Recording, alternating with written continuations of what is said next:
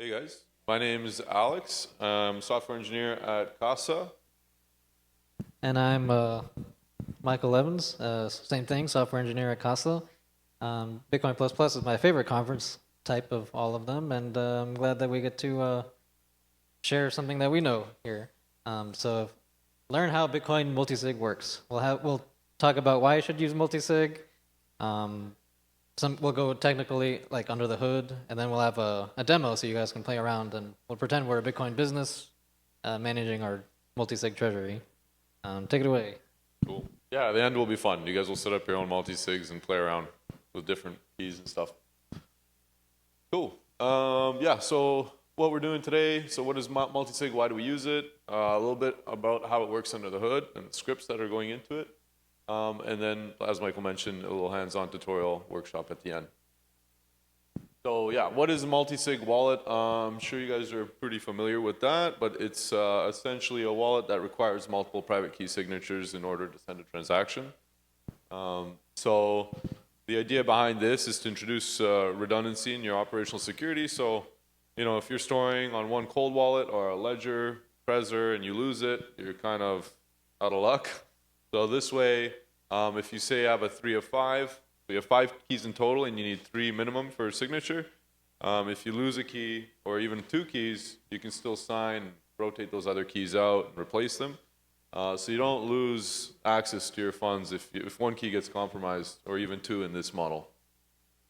So, and then also in terms of like wrench attacks and physical security, your keys can live in different locations, right? So you can have one at home in a safe, you can have one in a security deposit box, you can have one with a friend. There also introduces kind of unique models where you can have teams of people holding keys. So you can have a treasury and multiple people holding different keys. So you require cooperation between those individuals in order to sign a transaction to further prevent any fraudulent activity. Yeah, so exactly. So kind of reiterating what I said, using multi-sig to safeguard extreme value. The model we were explaining was a 3 of 5, but I mean, in theory, you can make it whatever you want. So this is particularly useful for institutions, small businesses, treasuries, whales with large savings that want to keep their money safe. Unfortunately, sometimes it's not the software that's the problem, but it's between the keyboard and the chair. So that's also something we're working on. So know your threat model. You got remote attackers. So like phishing, email phishing, impersonation over phones. You have physical attackers, wrench attacks. We've seen this in recent history. So people getting kidnapped, people getting held for ransom, things like that. Ourselves, again, this kind of ties into some of the phishing and social engineering stuff. We are usually our biggest enemy in a lot of cases. So you need to be aware and kind of paying attention to what's going on. Insiders. So again, you can have, I mean, if you had one key and you were holding a lot of money for, say, a treasury or a corporation or a government even, and there's one key, all it takes is one bad actor, right? It just takes one person to have an idea, send those funds out, and there we go, it's gone. If you have multiple keys, again, those people would have to coordinate together to actually perform an attack. Reduces the likelihood of that happening. It's possible, but it dramatically reduces it. Natural disasters too, right? Like if you have one key and a natural disaster happens and maybe you didn't have like a paper export or you don't have the seed phrases written down and that gets destroyed, you're kind of out of luck again. So multiple keys also mitigates that attack vector. One more kind of threat, it's not really an attack vector, but it's something to think about. And it's not really a threat to the individual who's self-custodying their funds, but more of a threat to their family and loved ones. What if something happens to you unexpectedly? Right? So what are you going to do with that Bitcoin? Is it going to be lost forever, or is there some kind of way that people can inherit it or have access to your keys or multiple keys? So that's something we're solving as well. So yeah, best practices, kind of what I just touched upon. Again, keys should be stored in different locations. You got to make yourself travel in order to get the keys. That's a good one, right? Because if someone's doing a wrench attack or kidnapping you, and it's like, hey, we got to go get my key, that kind of gives you an opportunity to like signal or flag to somebody what's going on. Different hardware too, right? That can also be a big boon to security. I've seen, I think this was back in 2020, an older version of Trezor A guy lost access to it, but still had the hardware device, and then they did a voltage attack on the device, and they managed to bypass the security and get access to about $1 million worth of Bitcoin. So that's possible, but if you diversify your devices across a multi-sig, then again, you're kind of reducing that attack surface. There might be different problems in the different firmwares, but it's not going to be the same issue across the board. And then also like health checks every 6 months, just to, make sure you still have access to your device. If you can actually validate the signature with the device and things are up to date, your firmware's up to date, there's no issues there. Yeah, last, of course, please don't put your private keys anywhere online. You wouldn't believe people do that. So under the hood, Michael, you can take it away here. All right, so let's talk about what happens under the hood, and we'll use Bitcoin RPC calls to kind of walk through what's going on. So first, let's start with like a primer on digital signatures, so everyone has the terminology if you're newer to this. The private keys and public keys exist in pairs. A private key creates a signature, and its matching public key verifies that the signature was created by its corresponding private key. So to sign something, down here I have a little example. So you need a private key and then the data. You put it through a signature algorithm, and now you have the signature. And now when another person wants to see if this is valid or not, all they need is the public key, the same data, and then the signature. They put it through an algorithm here, and they'll know if this public key's private key was the one that created the signature. That's how Bitcoin, that's the fundamental principle behind Bitcoin. So your seed phrase is a master backup of all your private keys in your wallet. Whoever has a private key can create a valid signature to spend the coins controlled by that key. The public key lets the network verify that a signature was actually created with someone that has access to the private key. The Bitcoin address is a user-friendly string for receiving Bitcoin. It is derived from a single public key or from a script containing multiple public keys. And if we look here, so in order to sign something on Bitcoin, you take your private key and the transaction details, and you end up with a signature. So our first step in setting up a multi-sig is we need our 5 XPubs. So your seed phrase is used to derive a master extended private key. The master extended private key is the root of your public and private key pair tree. An XPub, or extended public key, gives you the public side of a branch in this key tree. It can generate receive addresses for that branch, but not spend any funds or reveal private keys. This will be useful. And derivation paths tell us where we are in that key tree. So we look here, we take the seed phrase, get the master extended private key, and we have 2 example branches. /48, we have all of our multi-sig keys. There you go. And here is an example of a bunch of single sig keys. And if we go deeper, you can see that if you have the extended private key, you're able to sign things. But if you only have the XPub, you can watch what funds are in these addresses in your tree. So let's go through some RPCs. So first we have our 5 wallets: signer 1, signer 2, 3, 4, and 5. Our fingerprint is just a device ID, and we go to our hardware device and we say, get me an XPub.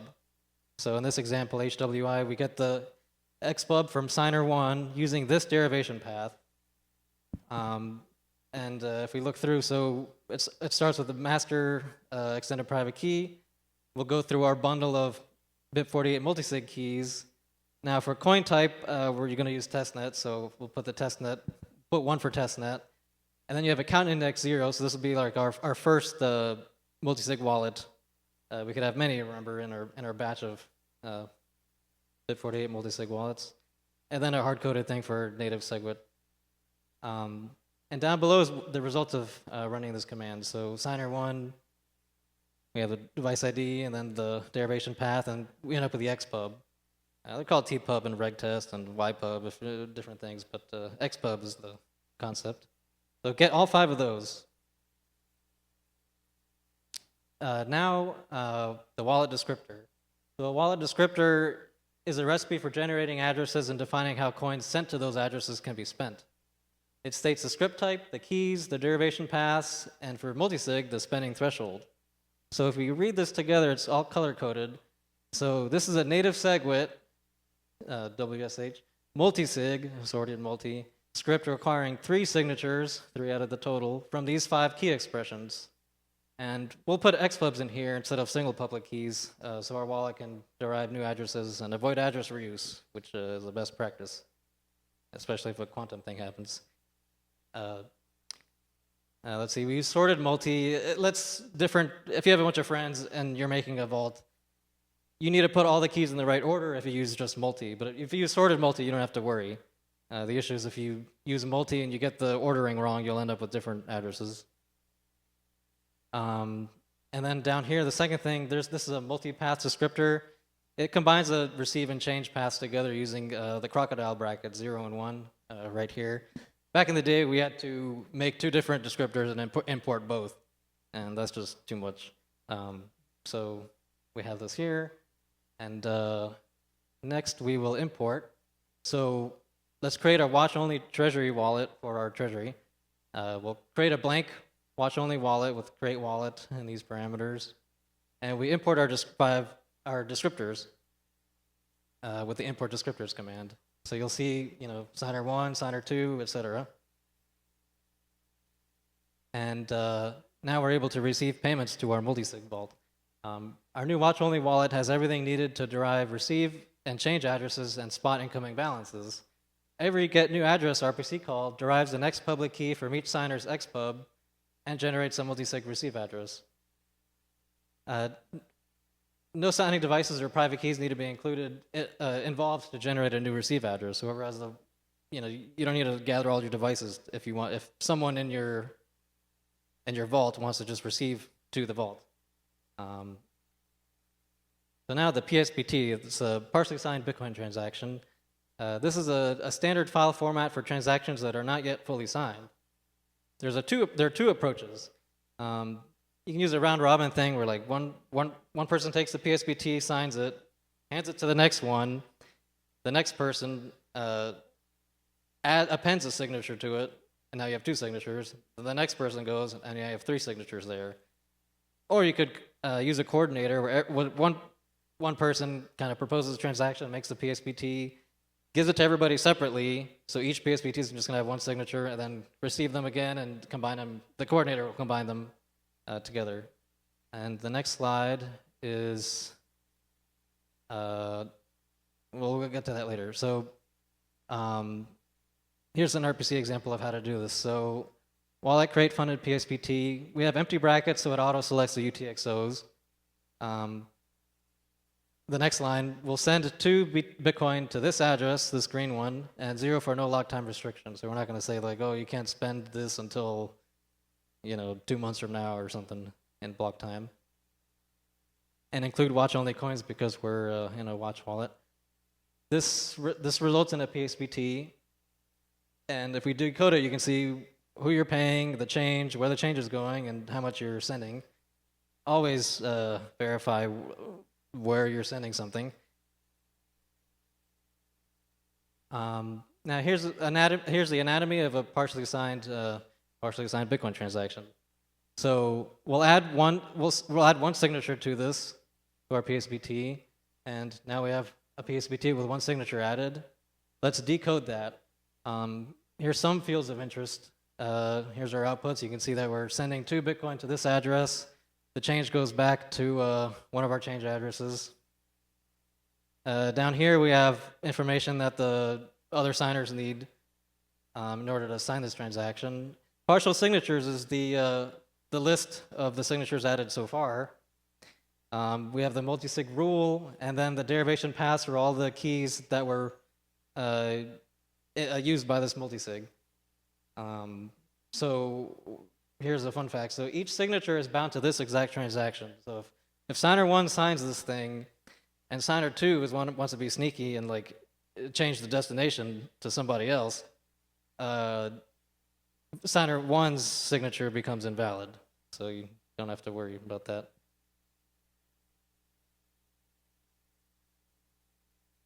All right, so spending. So each signer, in this case, will start from the same draft. So each returned PSPT carries its own signature. Then we'll call the RPC combine PSPT to combine them together. So we have signer 2, signer 3. Now we take PSPT 1, 2, and 3, combine them, and the partial signatures block will now have 3 signatures in there. Now all we have to do is finalize the PSPT. We call finalize PSPT, and if it's a valid transaction, it'll give us a raw transaction, and we can broadcast this thing. And if we look on the next slide, we can look inside the raw transaction. You can see our 3 signatures and where the Bitcoin is going. If you lose a key, and you still have a quorum somehow, we have at least 3 remaining keys in our example, all you basically do is make a new multi-sig wallet and sign all your funds to be sent to that one. And in the new one, you would add a new key. So here, I have it highlighted in orange. So Expub B5 is going to be the new one, and we can use our old keys for the rest of the keys that we did not lose yet. And now you can keep going. You have a new multi-sig wallet. You have rotated a key. And yeah, here's another slide. Cool. Yeah, this is our closing out slide. So yeah, essentially it's like you can become your own personal Swiss bank. There's no KYC for vaults or inheritance. And like I mentioned before, with like the multi-sig approach, you can do these inheritance models where you allow somebody else to hold a key or even 2. In our model, we have in the 3 of 5, we have 4 hardware keys. Well, 3 hardware keys, 1 mobile key that sits on the phone. It doesn't touch any of our servers. You can back it up to the cloud. You can export it as a QR code and keep a paper copy. And then there's a recovery key. The recovery key we do hold. So in which case, if you lose a key or 2 keys, you can contact us, and we have a recovery key, to further kind of help prevent